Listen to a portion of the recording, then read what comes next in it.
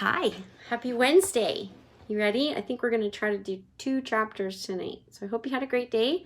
Hope you're liking the story. Here we go. Chapter 3, Mr. Wonka and the Indian Prince. Prince Pondicherry wrote a letter to Mr. Willy Wonka, said Grandpa Joe, and asked him to come all the way out to India and build him a colossal palace entirely out of chocolate. Did Mr. Wonka do it, Grandpa?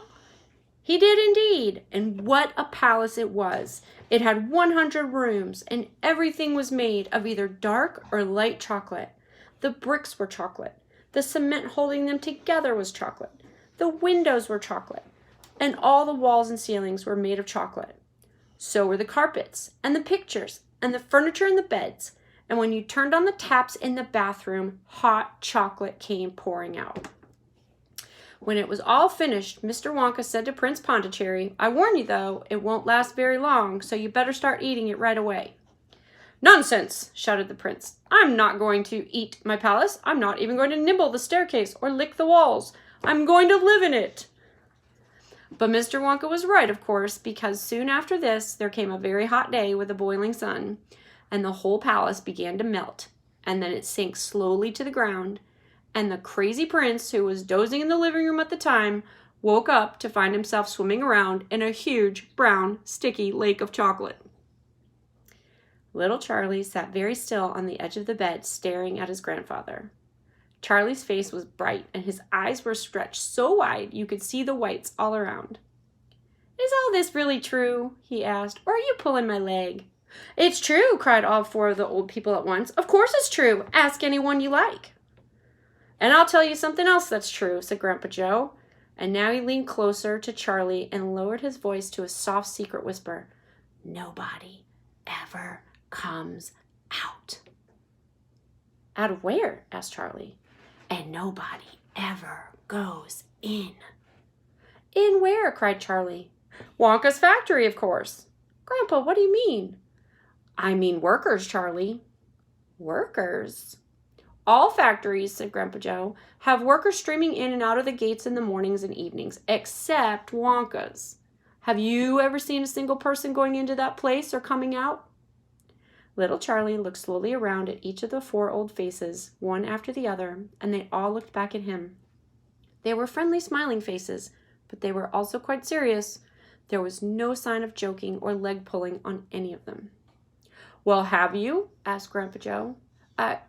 Well, I really don't know, Grandpa," Charlie stammered. "Whenever I walk past the factory, the gates seem to be closed." "Exactly," said Grandpa Joe. "But there must be people working there." "Not people, Charlie. Not ordinary people, anyway." "Then who?" said Charlie. "Aha! That's it, you see. That's another of Mr. Willy Wonka's cleverness." "Charlie, dear," Mrs. Bucket called out from where she was standing by the door, "it's time for bed. That's enough for tonight." "But, Mother, I must hear tomorrow, darling." "That's right," said Grandpa Joe. "I'll tell you the rest of it tomorrow evening." Chapter 4, The Secret Workers. The next evening, Grandpa Joe went on with his story. "You see, Charlie," he said, "not so long ago, there used to be thousands of people working in Mr. Willy Wonka's factory. Then one day, all of a sudden, Mr. Wonka had to ask every single one of them to leave, to go home, never come back." "But why?" asked Charlie. "Because of spies." "Spies?" "Yes, all the other chocolate makers, you see, had begun to grow jealous of the wonderful candies that Mr. Wonka was making, and they started sending in spies to steal his secret recipes.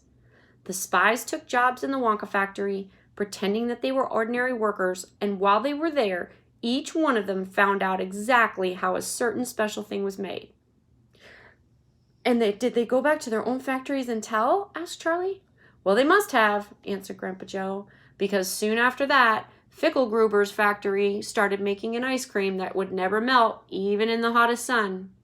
And then Mr. Prodnose's factory came out with a chewing gum that never lost its flavor no matter how much you chewed it. And then Mr. Slugworth's factory began making candy balloons that you could blow up to huge sizes before you popped them with a pin and gobbled them up. And so on, my boy. Mr. Willy Wonka tore at his beard and shouted, "This is terrible! I shall be ruined! There are spies everywhere! I shall have to close the factory!" "But he didn't do that," Charlie said. "Oh, yes, he did. He told all the workers that he was sorry, but they would have to go home. Then he shut the main gates and fastened them with a chain. And suddenly, Wonka's giant chocolate factory became silent and deserted.